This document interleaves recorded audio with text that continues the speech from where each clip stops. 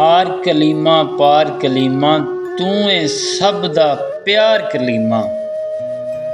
मालक लंबी जिंदगी देवे सदियां जीवें यार कलीमा।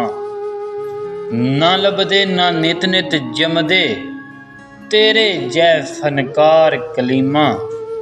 सच्चा सच्चा मां बोली दा ओए तू ए हार शिंगार कलीमा। वखे तेरी शेर कहानी ओए वखे तेरी शेर कहानी वखरे किरदार कलीमा।